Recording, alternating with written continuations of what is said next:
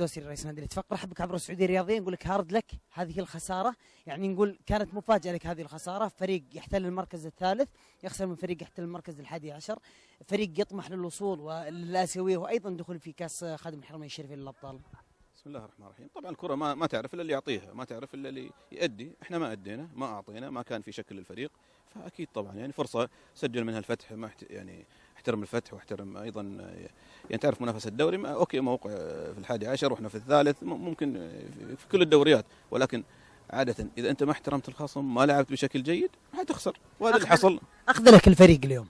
ما اخذلني، انا اخذل جماهيرك قبل ما اخذلني، انا اخذل الجماهير. يعني اليوم صراحه ما في اداء، ما في شكل للفريق، ما يعني هذه المباراة الثانية، حتى مباراة الوحدة ما كنا بهذاك يعني الشكل. اوكي افضل من اليوم، ولكن ما كنا بالشكل الجيد.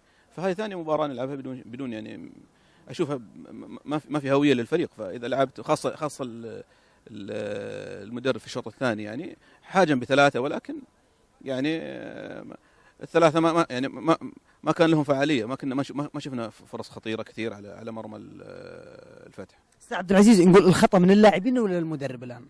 اي خطأ، هو خطأ مشترك يعني من الكل، ما في واحد يتحمل، الكل يتحمل هذا الخطأ.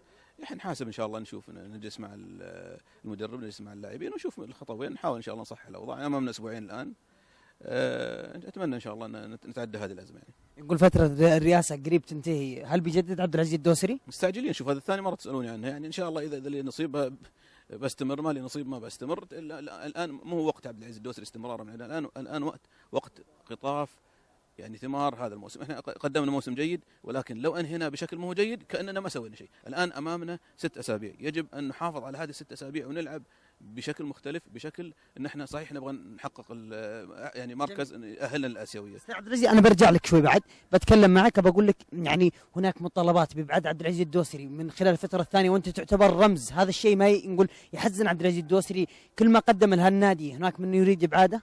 هذا الابعاد الظاهر من عندك، انت اللي جايب، انت جايب الخبر هذا من عندك. لا اتمنى انك ما تقول اخبار ما هي موجوده. هناك مطالبات. ما في مطالبات ولا في باب الترشيح اللي يبي يجي يتقدم الله يحييه عبد العزيز الدوسري او غيره. فرجاء لا تقعد تدخل في مطالبات ما عمري سمعت. الموسم هذا موسم جيد، الكل يثني. مو معنى هذا اني حستمر، ولكن ايضا مو معنى هذا اني والله لا والله حخلي الموضوع والله انت خلاص مش امشي. يا اخوي احنا قاعدين نعطي نادينا، نعطي رياضتنا، نعطي مجتمعنا. ما هو بالشكل هذا تعال امشي فلان وتعال فلان. نادينا لنا 20 و25 سنه احنا في النادي، ما احنا منتظرين فلان يقول والله اجلس ولا امشي.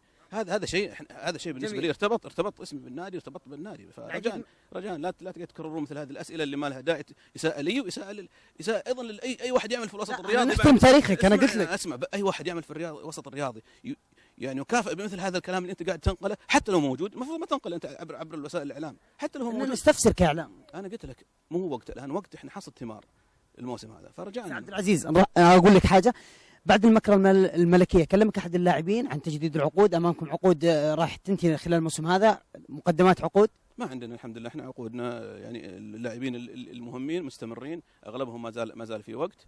المكره الملكيه حتستغل بالطرق ايضا حسب توجيهات الرئاسه العامه لرعايه الشباب، وبالشيء اللي يضمن مصلحه النادي. ما راح ناخذها ونجدد فيها عقود بس فقط ونمشي ولا لا تحتاج الى يعني بنيه تحتيه في النادي، يحتاج الى يعني تسديد مديونات للنادي، الاهتمام ببعض الالعاب ايضا في النادي، في مستحقات، امور كثيره ما هي ب10 مليون ناخذها ونصرفها بس على تجديد عقود.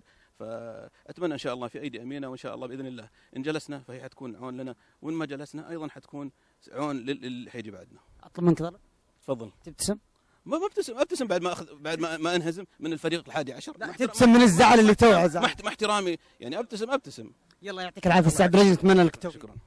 اذا زميلي فيصل كنا في التغطيه، طبعا كان معي الاستاذ عبد العزيز الدوسري زعلان، يقول لك لا تنقل المعلومه اللي طلعنا عليها من خلال الجميع قاعد يطالب طبعا برحيله، وايضا بعضهم يطالب يقول والله انا ابغى اصير رئيس الاتفاق القادم.